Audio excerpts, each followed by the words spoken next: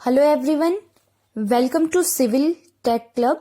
आज मैं आप सबके साथ design of isolated footing discuss करने वाली हूँ।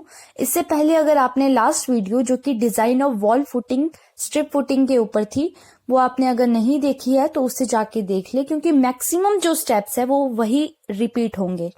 ठीक है, तो हम डिस्कस कर लेते हैं वेरियस स्टेप्स।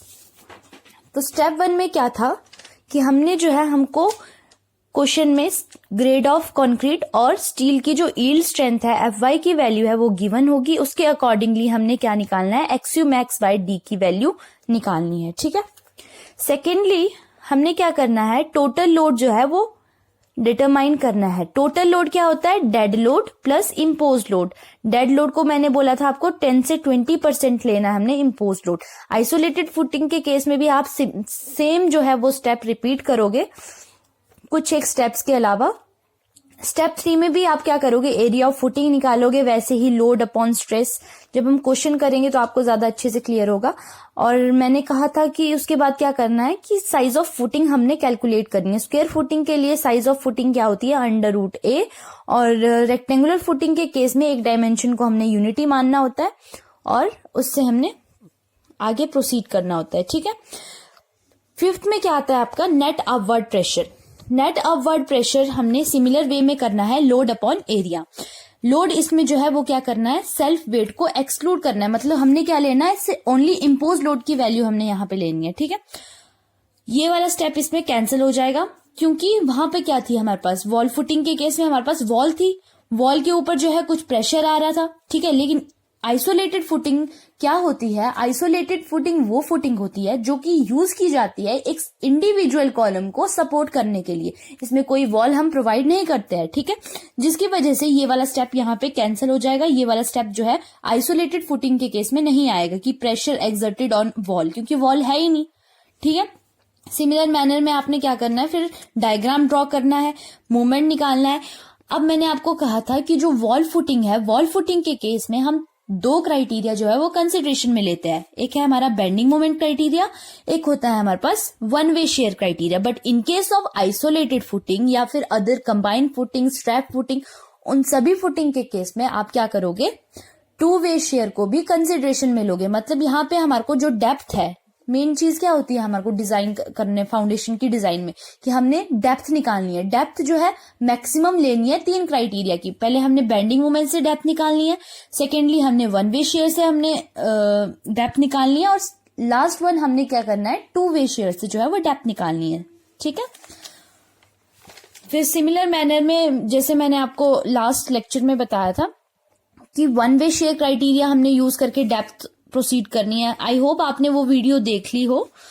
ठीक है, एक जो एक्स्ट्रा नई चीज जो यहाँ पे आई है वो है बाय 2 वे शेयर क्राइटेरिया। 2 वे शेयर का क्राइटेरिया हमने पिछली वीडियो में नहीं किया है, जिसको हम आज कवर करेंगे। ठीक है, तो इसमें भी सिमिलर मैनर पे वही निकालना है हमने। टॉवी टॉसी को जो है वो कंपेयर करना है। टॉवी निकालने का और टॉवी और टॉसी निकालने का इसमें थोड़ा अलग मैनर है। ठीक है, वन वे शेयर में जैसे आप आज तक कर रहे थे बीम के केस में, सिमिलर मैनर में किया था वन वे शेयर में। पर जो 2 वे शेयर है, वन वे शेयर और 2 वे शेयर में डिफरेंस क्या होता है, वन वे शेयर में जो है हमारे को प्रॉपर वो जो है वार्निंग देता है फेल होने से पहले।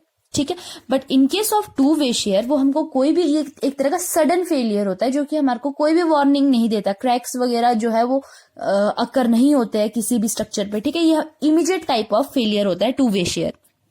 ओके, जैसे कि मैंने बात की कि ये कोई स्ट्रक्चर है, मैं इसमें क्या कर रही हूँ, पंच कर रही हूँ। ठीक है, पंच कर रही हूँ तो क्या होगा, सडन फेलियर होगा, पंचिंग होगी तो 2 जो सरफेस है वो एक दूसरे के स्लाइड होने की कोशिश करेंगे। पंचिंग फेलियर क्या होगा, एक तरह का सडन फेलियर होगा। ठीक है, उसमें जो आप शेयर फोर्स की वैल्यू निकालते हो वो होता है net upward pressure area of footing इस टोटल एरिया में से। और हमेशा याद रखना है, पहले मैं ये चीज क्लियर कर दूं कि जो 2 वे शेयर होता है वहां पे जो क्रिटिकल सेक्शन होता है वो D/2 होता है ऑल अराउंड द फुटिंग, जैसे कि ये वाला एरिया। ठीक है, जो हमारे पास कॉलम का फेस होगा, ये कॉलम है, ये कॉलम का फेस है। कॉलम के फेस से D/2 इधर, D/2 ऊपर, D/2 इधर और d/2 नीचे, ऑल अराउंड होता है। But in case of one way share वो क्या होता है हमारा, या तो अगर हम लॉन्गर स्पैन की बात करें, फेस ऑफ कॉलम से वो बेंडिंग मोमेंट क्राइटेरिया, सॉरी मैंने गलत बोल दिया, यहाँ पे मैं बेंडिंग मोमेंट क्राइटेरिया की बात करती हूँ। तो क्या करते हैं हम, या तो फेस ऑफ कॉलम पे, या तो आप इस साइड को ले लो, अगर आपने ये वाला केस नहीं लेना है तो ये वाला केस ले लो। इसमें दो केस आते हैं, इन दोनों में एक चॉइस होती है आपकी, और ठीक है, या तो इस फेस के अराउंड ले लो या इस फेस। मान लो मैंने अगर ये वाला क्राइटेरिया नहीं लिया, एक मेरा ये क्राइटेरिया हो गया, या इन दोनों में एक चीज ले लो। मान लो मैंने ये वाली चीज, इन दोनों में भी आपकी चॉइस होती है आपने कौन सी चीज लेनी है, ठीक है। अब मैंने क्या बात की कि मैंने मान लो कि ये दोनों ले लिए, एक मैंने क्रिटिकल सेक्शन इस साइड ले लिया और नीचे साइड ले लिया, ये खत्म हो गए। तो आप यहां देखोगे कि बेंडिंग मोमेंट क्राइटेरिया में ऑल अराउंड जो है वो क्रिटिकल सेक्शन नहीं होता है, but in case of two way share, one way share के केस में भी यही होता है, ठीक है। But in case of two way share all around होता है क्रिटिकल सेक्शन हमारा, ठीक है। वहां से हम क्या निकालेंगे, टॉ वी की वैल्यू निकालेंगे। अब टॉ वी की वैल्यू जो है वो VU/4 टाउ BD, ये क्यों आया, ठीक है। टाउ BD नहीं होगा यहाँ पे, सॉरी, यहां होगा 4 into B plus D into D, ठीक है। VU divided by 4B plus D into D। अब ये क्यों होगा, अब देखो ये मेरे पास कोई स्ट्रक्चर है, ठीक है, मैं इसमें क्या कर रही हूं, इधर को लोड लगा रही हूँ। लोड की वजह से क्या कर रही हूँ, मैं इसको पंच करने की कोशिश कर रही हूँ कि ये बीच से जो है वो बीच में जो है इसका फेलियर हो जाए। अब एरिया आप एज्यूम करो कि अगर मैं यहाँ पे पंच कर रही हूँ तो एरिया क्या आएगा, एक ये विड्थ और इसकी B इंटू D, और कितने डेप्थ में जो है मैं इसको पंच करने की कोशिश करूंगी, ठीक है। अब जो मैंने कहा टू वे शेयर क्राइटेरिया जो है वो चारों साइड होता है, तो इसलिए 4 से मल्टीप्लाई कर दिया, B इंटू D, जो ये B इंटू D, और कितने डेप्थ पे जो है मैंने इसको पंच करने की कोशिश की, वो जो डेप्थ थी वो आ गया मेरे पास एरिया, ठीक है। वहां से निकलेगा टाउ वी, और परमिसिबल शेयर स्ट्रेस हमको फॉर्मूला कोड में गिवन है पेज नंबर 58 पे, 58, एक second I will tell you. हाँ, तो यहाँ पे इन्होंने क्या बोला है कि when the shear reinforcement is not provided, calculate the shear stress at the critical section. वो क्या होना चाहिए हमारे पास, ये इससे एक्सीड नहीं करना चाहिए। अब KS क्या होता है, 0.5 प्लस बीटा सी, बीटा सी आ गया। बीटा सी क्या होता है हमारे पास, जो भी हमारे पास कॉलम का साइज दिया होगा, ठीक है, कॉलम का साइज दिया होगा, ठीक है, कॉलम का साइज हमको दिया होगा, ठीक है। हम क्या करेंगे, ये इसकी लॉन्गर साइड है, ये इसकी, ये मान लो शॉर्टर साइड है, ये लॉन्गर साइड, तो बीटा सी क्या होगा, shorter span to longer span, ठीक है। KS कैसे निकलता है हमारा, 0.5 प्लस बीटा सी। अब बीटा सी कॉलम का केस है, ये हमारे पास किसका केस, हम जो केस करेंगे वो डिपेंड करता है कि हम स्क्वायर का केस कर रहे हैं या रेक्टेंगुलर आइसोलेटेड फुटिंग का केस करते हैं, ठीक है। आइसोलेटेड फुटिंग भी जो है हमारी डिफरेंट टाइप्स की होती है, ठीक है। जो मेरी फर्स्ट वीडियो थी इंट्रोडक्शन टू फाउंडेशन, वहां मैंने अच्छे से जो है डिटेल में आपको बताया था। अगर स्क्वायर फुटिंग है तो A is equal to A, मतलब B स्क्वायर के केस में A ये होगा, A साइड ये होगी, A साइड ये होगी, तो ये कितना आएगा 1, 0.5 प्लस 1, तो ये कितना है 1.5, बट ये हमारा 1 से ग्रेटर नहीं होना चाहिए। अगर ये 1 से ग्रेटर आ रहा है तो हमने KS की वैल्यू कितनी रिस्ट्रिक्ट करनी है, 1 पे, ठीक है। तो हमने वैल्यू ऑफ KS कितनी लेनी है, 1 लेनी है, ठीक है। ये हमारा कोड बोल रहा है। सेकेंडली वो क्या बोल रहा है, टाउ सी क्या होगा, 0.25 अंडर रूट FC के लिमिट स्टेट के लिए और 0.16 अंडर रूट FC के वर्किंग स्ट्रेस के लिए। लेकिन अभी जो है हम लिमिट स्टेट की बात कर रहे हैं, तो आप टाउ सी की वैल्यू क्या लेंगे, 0.25 अंडर रूट के FC के। फिर परमिसिबल शेयर स्ट्रेस कैसे निकलेगा, KS इंटू टाउ सी, ठीक है। टाउ सी निकाल दिया, उसके बाद हम उन दोनों को क्या कर देंगे, कंपेयर करेंगे, टाउ वी को इससे और टाउ सी से इसको, ठीक है। अब हम देखते हैं एक क्वेश्चन। तो ये है हमारा question, design square footing of uniform thickness of actually loaded column 450 by 450 mm size, the safe bearing capacity of soil is 190 kilo newton पर metre square, Load on the column is 850 kilonewton. Use M20 and Fe 415 of steel. ठीक है, सबसे पहला step क्या है, हमने given लिख दिया. साइज ऑफ कॉलम हमारे को कितना दिया है, 450 by 450 mm. Safe bearing capacity जो है 190 किलोन्यूटन पर मीटर स्क्वायर. अब आपने एक चीज देखी होगी, जब हमने वॉल फुटिंग का केस किया था तो हमको क्या गिवन थी, सेफ बियरिंग कैपेसिटी किलोन्यूटन पर मीटर के टर्म्स में गिवन थी. हमेशा जो सेफ बियरिंग कैपेसिटी है वो किलो न्यूटन पर मीटर के टर्म्स में ही होती है. यहाँ पे अगर मीटर स्क्वायर दिया हुआ है तो हमको इसको कुछ करके किलो न्यूटन पर मीटर बनाना पड़ेगा. ठीक है, वो हमारी हेड टेक है, हमने किस तरह से जो है इसको ये इसकी यूनिट्स है किलो न्यूटन पर मीटर स्क्वायर को, उसको किलो न्यूटन पर मीटर पे पहले चेंज करना है. यूडीएल की फॉर्म में हमने इसको चेंज करना है. ठीक है, उसको मैं आगे फर्दर आपको बताऊंगी कि हम कैसे इसको चेंज करते हैं. तो आगे प्रोसीड करते हुए जो हमारा फर्स्ट स्टेप है वो क्या होता है, determine the ratio of एक्सयू max bye D corresponding to the given concrete and the steel as per the IS 456-2000. हमको पता है 415 के लिए एक्सयू मैक्स बाय डी की वैल्यू कितनी होती है, 0.48. I already told you that हमें हर एक स्टील की हर एक जो यील्ड स्ट्रेंथ होती है स्टील की 250, 415, 500, इसके लिए जो है वो स्पेसिफाइड वैल्यू होती है एक्सयू मैक्स बाय डी की. अगर आपको ये नहीं लर्न नहीं होती तो आप आईएस कोड से भी इसको देख सकते हो. ठीक है, सेकेंड स्टेप क्या है, हमने डिटरमाइन करना है टोटल लोड, या फिर हमने लोड की कैलकुलेशन करनी है. टोटल लोड क्या होता है, dead load plus live load. Live load मैंने कहा था कि आपको क्वेश्चन में गिवन होता है और डेड लोड लेना पड़ता है हमारे को 10 से 20%. देखो आरसीसी में जो है ना वो किसी का आंसर सेम नहीं आता है. ठीक है, इसलिए आप डेड लोड को 10% भी ले सकते हो, 20% भी ले सकते हो. It's all up to you. Okay, फिर थर्ड स्टेप क्या है हमारा, एरिया ऑफ फुटिंग. स्ट्रेस क्या होता है हमारे पास, फोर्स अपॉन एरिया. तो अगर हमने यहां से एरिया निकालना है तो एरिया क्या आएगा हमारे पास, फोर्स अपॉन स्ट्रेस. ठीक है, फिर हमने यहां से जो है वो एरिया निकाल दिया 4.92 metre square. Size of footing के लिए स्क्वायर फुटिंग है, जैसे क्वेश्चन में हमको क्या बोला है कि हमने स्क्वायर फुटिंग को जो है वो डिजाइन करना है. ठीक है, स्क्वायर फुटिंग के केस में जो साइड्स ऑफ फुटिंग हम कैसे लेते हैं, अंडर रूट ऑफ ए, तो ये आ गया 2.25 मीटर. हमने इसको ले लिया 2.25 मीटर. तो अब जो स्क्वायर फुटिंग है, स्क्वायर फुटिंग के केस में क्या होती है, जो साइड्स होती है वो इक्वल होती है. ठीक है, तो हमने जो है वो फुटिंग का जो है वो साइड प्रोवाइड कर दी, कितनी, 2.25 इंटू 2.25. ठीक है, फिफ्थ स्टेप क्या है हमारा, net upward pressure. Net upward pressure क्या होता है, कोई भी स्ट्रक्चर है, मैंने आपको कहा था स्ट्रेस होता क्या है, स्ट्रेस क्या होता है, कोई भी जो है लोड किसी मेंबर पे लग रहा है, जो वो बॉडी या फिर वो मेंबर है वो एक इंटरनल रेजिस्टेंस प्रोवाइड करती है उस डिफॉर्मेशन, ताकि उसकी डिफॉर्मेशन ना हो उस लोड के कारण. ठीक है, तो सिमिलरली इस केस में क्या होगा, जब फुटिंग को हम ले करेंगे सॉइल पे, ऊपर से जब हम उसमें लोड आएगा, ठीक है, तो जो सॉइल होगी फुटिंग के नीचे वो अपवर्ड प्रेशर लगाने की कोशिश करेगी. तो वो किस एरिया पे लगेगा, बेस ऑफ फुटिंग पे. तो एरिया क्या आएगा, बेस ऑफ फुटिंग का. ठीक है, लोड, इसमें मैंने आपको कहा था कि ये चीज याद रखने वाली है कि जो नेट अपवर्ड प्रेशर है उसमें हम डेड लोड को कंसीडर नहीं करते हैं. यहाँ पे जो लोड होगा वो सिर्फ लाइव लोड आएगा, वो कितना है, 850.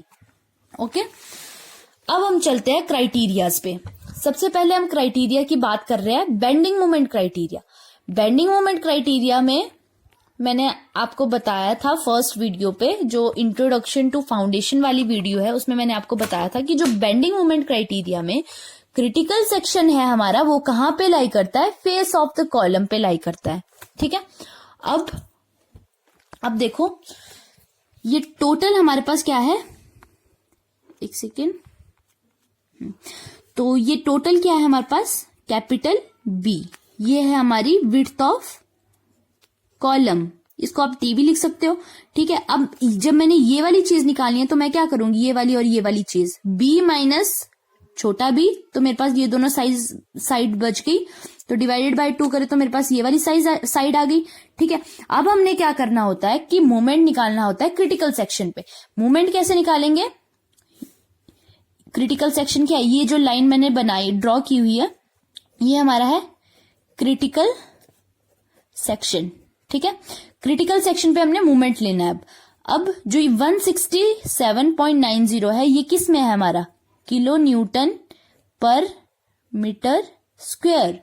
पर हमको पता है कि हम किस में लेते हैं, आपको पता है कि यूडीएल किस में होता है, किलो न्यूटन पर मीटर। देखो लोड नेट अपवर्ड प्रेशर मैंने क्या बोला था, क्या होता है, load upon area, kilo newton पर मीटर स्क्वायर। ठीक है, अब हम यहाँ पे क्या करेंगे, किलो न्यूटन पर मीटर स्क्वायर में होता है, पर एक्चुअल में यूडीएल किस में होता है हमारे पास, किलो न्यूटन पर मीटर। किलो न्यूटन पर मीटर बनाने के लिए हम क्या कर देंगे, इस जो हमारे पास ये चीज है इसको हम मल्टीप्लाई कर देंगे बी से मल्टीप्लाई करेंगे तो पी के यूनिट्स क्या होंगे, किलो न्यूटन पर मीटर स्क्वायर, और बी की यूनिट क्या होंगे, मीटर। मीटर से एक मीटर कैंसिल, तो हमारे को किस में मिलेगा आंसर, किलो न्यूटन पर मीटर में। ठीक है, ये स्टेप हुआ। अब हम क्या करेंगे, मोमेंट, सिमिलरली मोमेंट लेना आई थिंक आपको आता होगा। अगर आपको मोमेंट कैसे लेना है वो नहीं आता तो मैं उसके लिए एक स्पेसिफिक वीडियो बना दूंगी, अगर आपको चाहिए तो आप मुझे कमेंट बॉक्स पे जो है वो मेंशन कर दे। ठीक है, अब हमने क्या किया है, 167.90 क्रिटिकल सेक्शन के अबाउट मूवमेंट लेना है। 167 इंटू परपेंडिकुलर, जो मूवमेंट क्या होता है, force into perpendicular distance. Force हमारे पास ये है, परपेंडिकुलर डिस्टेंस क्या है, ये चीज b माइनस बी बाई 2। ठीक है, ये 2.25 से मल्टीप्लाई क्या किया है, मैंने बोला ना कि जो फोर्स है उसको हमने विड्थ से मल्टीप्लाई करना है ताकि हमारे पास यूनिट्स किलो न्यूटन पर मीटर में आ जाए। ठीक है, वो चीज इसलिए हमने इसको मल्टीप्लाई किया हुआ है। ठीक है, b minus b by 2 into, अब इसके हाफ पे लगता है। ठीक है, तो b minus b by 2 divide, ये होना था डिवाइडेड बाई 2, पर इस 2 को मैंने जो है वो यहाँ पे लिख दिया है। ठीक है, यहां से हमारा मूवमेंट आ गया। मूवमेंट के बाद जो है हमने फैक्टर्ड मूवमेंट निकाला। ठीक है, अब निकालनी है हमने बेंडिंग मूवमेंट क्राइटेरिया से डेप्थ। वो कैसे निकालते हैं, मैंने पिछली वीडियो में आपको पेज नंबर नहीं बताया था कि कौन सा फॉर्मूला आपने यूज करना है, तो आप नोट कर ले 96 पेज। जो ये वाला फॉर्मूला है, mu limiting is equal to 0.36 XU max by d into 1 minus 0.42 XU max by d b d square into FCK। ठीक है, ये चीज आपने क्या करनी है, यूज करनी है। हमेशा याद रखना है जब भी आप फुटिंग का क्वेश्चन करोगे, डेप्थ जो बेंडिंग मोमेंट क्राइटेरिया से जो डेप्थ है वो इस फॉर्मूले से निकलेगी और AST जो है वो इस फॉर्मूले से निकलेगा। ये जो फॉर्मूला है ये अंडर रेनफोर्स का फॉर्मूला है। अंडर रेनफोर्स सेक्शन क्या होते हैं, अंडर रेनफोर्स सेक्शन वो सेक्शन होते हैं जो कि हम डिजाइन करते हैं। ठीक है, अब क्या करेंगे हम, वन वे शेयर क्राइटेरिया, जो सेकंड क्राइटेरिया है उसको लेंगे। वन वे शेयर क्राइटेरिया के लिए जो क्रिटिकल सेक्शन होता है वो d डिस्टेंस पे होता है फेस ऑफ द कॉलम से। सिमिलरली यहाँ पे हमने क्या करना है, जैसे हम पीछे प्रोसीड करते थे, हम v निकालते हैं। v क्या है, हमारी शेयर फोर्स निकालते हैं। शेयर फोर्स निकालने के लिए हम यहाँ पे 0.001 d लेते हैं। देखो यहां से यहां तक हमारा d है, यहां से लेकर यहां तक हमारा b minus small b by 2। तो ये वाला डिस्टेंस हमारे को कैसे मिलेगा, जब इस पूरे में हम ये वाला माइनस करेंगे तो हमारे पास ये वाला डिस्टेंस बच गया। ठीक है, ये डिस्टेंस बचने के लिए शेयर फोर्स कैसे निकालते हैं, हमारी 167.90 ये हमारा किलो न्यूटन पर मीटर स्क्वायर। इसको किलो न्यूटन पर मीटर में बदलने के लिए इसको मल्टीप्लाई पहले कर दिया 2.25 से। ठीक है, और ये कितना डिस्टेंस पे है, कितने डिस्टेंस पे लग रहा है ये। ठीक है, इसमें क्या करेंगे हम ये वाली चीज लेंगे और डिस्टेंस कितना है, b minus b by 2 minus 0.001 d, ये एज इट इज यहाँ पे लिख देंगे। v आ गया हमारे पास, v आया 377.775 इंटू 0.9 माइनस 0.001 d। फैक्टर्ड करेंगे इसको 1.5 से मल्टीप्लाई कर देंगे और ये लिख देंगे। ठीक है, नॉमिनल शेयर स्ट्रेस कैसे निकालते हैं, हमारे पास vu बाय bd। ठीक है, vu हमारे पास हमने निकाला हुआ है, उसको एज इट इज यहाँ पे रख देंगे। फिर क्या करेंगे, d अब ये यहाँ पे 566.6625 है। ठीक है, यहाँ पे 251.89 कैसे आया, b कितना था हमारे पास इंटू 2.25 566 डिवाइडेड बाय 2.25 वो आ गया हमारे पास 251। ठीक है, अब हमने क्या, जैसे हम वॉल फुटिंग का केस करते थे उसमें क्या होता था हमारा, हम बैलेंस सेक्शन लेके चलते थे। फिर जो बैलेंस सेक्शन से जो हमारा परसेंटेज ऑफ स्टील है उससे हम कम लेंगे अंडर रेनफोर्स के लिए। सिमिलर मैनर में वही करना। अगर आपको वो समझ आया, आपने वो वीडियो देखी है तो आपको ये इजीली समझ आ जाएगा। ठीक है, बैलेंस सेक्शन के केस में compressive force equal to tension force, ये आ गई हमारी, ये कंप्रेसिव फोर्स होती है हमारे पास, ये टेंशन फोर्स है, ये तो आपको पता होगा। ठीक है, इनको कंपेयर करेंगे, AST बाय BD की वैल्यू निकालेंगे, परसेंटेज ऑफ स्टील आ गया 0.95%। ठीक है, 0.95% आ गया। अब इसके कॉरेस्पॉन्डिंग आप क्या देखोगे, लेकिन आपको पता ये है हमारा बैलेंस सेक्शन के केस में, पर हमने निकालना किस में है, हम डिजाइन कौन सा करते हैं, अंडर रेनफोर्स सेक्शन हम डिजाइन करते हैं। अंडर रेनफोर्स सेक्शन में जो परसेंटेज ऑफ स्टील है वो बैलेंस के कंपैरिजन कम आएगी, तो 0.95 से कम आप कोई भी वैल्यू एज्यूम कर सकते हो। लेटस मैंने एज्यूम की 0.25। अब परसेंटेज ऑफ स्टील मैंने जब 0.25 एज्यूम की, और जो हमारे पास FCK है वो 20 न्यूटन पर mm स्क्वायर है, तो हमारे पास as per the clause 40.4 table number 19 इसके हिसाब से परसेंटेज ऑफ स्टील 0.25 और M20 के लिए जो हमारे पास वैल्यू है टाउ सी की वो कितनी है 0.36, तो हमने ले ली 0.36 न्यूटन पर mm स्क्वायर। ठीक है, और हमने क्या कर दिया, जो टाउ वी की वैल्यू हमने निकाली थी, ये वाली वैल्यू हमने जो निकाली थी, इसको कंपेयर करना है हमने टाउ सी से कंपेयर किया। अब देखो, अब मैं आपको यहाँ पर, आप ये चीज सोच रहे होगे, ये चीज यहाँ पे न्यूटन पर mm स्क्वायर है, पर यहाँ पे हमने जो है ये मीटर में डाली है, तो आंसर हमारे को mm में कैसे मिल रहा है। ठीक है, ये चीज आप सोच रहे थे, मेरे दिमाग में भी ये चीज आई थी, पर जब मैंने यूनिट्स जो होते हैं ना, ये बहुत ज्यादा इंपॉर्टेंट होते हैं। ठीक है, मैं आपको बताती हूँ क्यों हमने किया। ये चीज है हमारे पास, इसके जो यूनिट्स है, इसके स्पेसिफिकली इसी के मैं डिस्कस कर रही हूं, न्यूटन पर मीटर स्क्वायर पर मीटर, ये है इसके यूनिट्स। समझ आ गया। इसके यूनिट जब ये दोनों माइनस होंगी, जो मीटर में आएगी इसके यूनिट्स, डी के यूनिट्स क्या है मीटर में, मैंने ये अलग कर दिए। इसके यूनिट्स है किलो न्यूटन पर मीटर स्क्वायर पर मीटर, इसके यूनिट क्या आएंगे मीटर आएंगे, इसका यूनिट भी मीटर आएगा, इसका तो न्यूटन पर mm स्क्वायर में ही आता है। फिर मैंने क्या किया, इस मीटर के साथ ये जो स्क्वायर वाला मीटर है इसको कैंसिल कर दिया। ठीक है, समझ आ गया। अब मैं क्या करूंगी, सॉरी, इस मीटर के साथ, एक सेकेंड मैं आपको यहाँ पे बताती हूँ, जो 251.85 है, ये क्या, इसका यूनिट्स है किलो न्यूटन पर मीटर स्क्वायर पर मीटर, और इस केस में जो ये क्या है मीटर अपॉन मीटर। समझ आ गया। इस मीटर से ये मीटर कैंसिल, इस मीटर से ये मीटर कैंसिल, तो यहां क्या बचा किलो न्यूटन पर मीटर, और इधर क्या है न्यूटन पर mm स्क्वायर। अब किलो न्यूटन को न्यूटन में चेंज करने के लिए 10 टू द पावर 3, मीटर को mm में चेंज करने के लिए 10 टू द पावर 3 न्यूटन पर mm स्क्वायर। इससे ये कैंसिल, ये न्यूटन इधर आएगा तो इससे ये कैंसिल, mm से एक mm कैंसिल, तो आंसर जब ये परे जाएगा तो d किसके टर्म्स में मिलेगा, हमको mm के टर्म्स में मिलेगा। ठीक है, इसलिए हमने जो है यहाँ पे इसको d को, ये था वो रीजन कि क्यों हमने यहाँ पे d को जो है वो मीटर में चेंज किया, ताकि हमारे पास यूनिट्स किस में आ जाए mm में आ जाए। ठीक है, अब आते हैं, हम बात करते हैं टू वे शेयर के लिए। टू वे शेयर के लिए भी क्या होता है, टू वे शेयर के लिए जो क्रिटिकल सेक्शन है वो d/2 distance all around the column. मैंने बताया कि पीछे भी जब मैं आपको अभी इंट्रोडक्शन दे रही थी, तो टू वे शेयर का क्राइटेरिया है, उसमें जो हमारा क्रिटिकल सेक्शन होता है वो d/2 डिस्टेंस पे होता है ऑल अराउंड द कॉलम। और इसमें सिंपली मैंने आपको बताया कि टू वे शेयर एक तरह का सडन फेलियर होता है। अब मैंने ये चीज रख दी, यहाँ पे पंच कर रहा है। ठीक है, अब मैं क्रिटिकल सेक्शन में अगर मैंने जो है वो शेयर फोर्स निकालनी है, तो मैं कैसे निकालूंगी, जो मेरी फुटिंग का एरिया है उसमें मैं माइनस कर दूंगी जो क्रिटिकल सेक्शन में आ रहा है मेरे पास एरिया, और उससे उसको मैं मल्टीप्लाई कर दूंगी, जो मेरे पास ये फोर्स आ रही है, ऐसे आ रही थी ना मेरे पास फोर्स आ रही थी। ठीक है, मेरे पास फोर्स आ रही थी 167.90। क्रिटिकल सेक्शन यहां है, ये क्रिटिकल सेक्शन है, इसकी फोर्स को इस पूरे एरिया से जब मैं ये वाला एरिया माइनस कर दूंगी तो मेरे पास ये वाला एरिया बचा है ना, तो मैंने वही तो निकालनी है। शेयर फोर्स मेरी वहां से आ गई 167 इंटू इसका स्क्वायर, जो ये फुटिंग का एरिया था 2.25 का स्क्वायर। यहाँ पे देखो ये बी चीज है, बी यहां से लेकर यहाँ बी में जब मैं प्लस करूंगी d/2 इधर, d/2 इधर, तो ये टोटल एरिया कितना बनेगा मेरे पास b प्लस डी।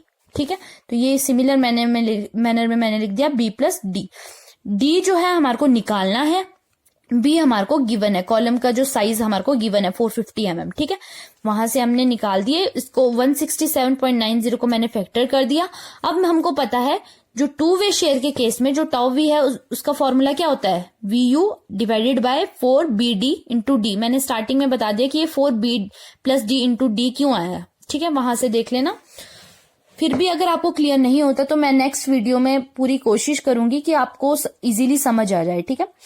तो टाउ वी की वैल्यू जो है हमने निकाल दी। अब मैंने बताया था कि इस केस में हमारे को परमिसिबल शेयर स्ट्रेस निकालना होता है KS into tau c. Tau c 0.25 into under root FC के, और KS क्या होता है 0.5 प्लस BD। अब मैंने बोला था कि एक से ज्यादा नहीं होनी चाहिए, यहाँ पे हमारे पास कितना आ रहा है 1.5 आ रहा है, तो हमने KS की वैल्यू कितनी लेनी है 1 लेनी है। परमिसिबल शेयर स्ट्रेस आ गया हमारे पास 1.118 न्यूटन पर mm²। पर ये वाली सारी वैल्यूज हमारे पास किस में, ये भी किलो न्यूटन में, तो पहले मैंने इसको किलो न्यूटन में चेंज कर दिया। कंपेयर किया दोनों को 1 और 2 को, वहां से हमारे पास आ गई D की वैल्यू। अब जो 3 क्राइटेरिया बेंडिंग मोमेंट क्राइटेरिया से हमने डेप्थ निकाली है, 1 वे शेयर से हमने डेप्थ निकाली है और 2 वे शेयर से हमने डेप्थ निकाली है। अब जो सब में से जो सबसे ज्यादा वैल्यू आई है डेप्थ की वो हमने अडॉप्ट कर ली, ठीक है। मैक्सिमम वैल्यू कितनी आई है हमारे पास, ये आई है। अब इसके कॉरेस्पॉन्डिंग एरिया ऑफ रेनफोर्समेंट निकाल दो। इसका फॉर्मूला भी आपको कोड में गिवन है 96 पेज पे, ठीक है। ये फॉर्मूला लगा दो, यहां से हमने क्वाड्रेटिक इक्वेशन बनेगी। क्वाड्रेटिक इक्वेशन से हमने AST निकाल दिया।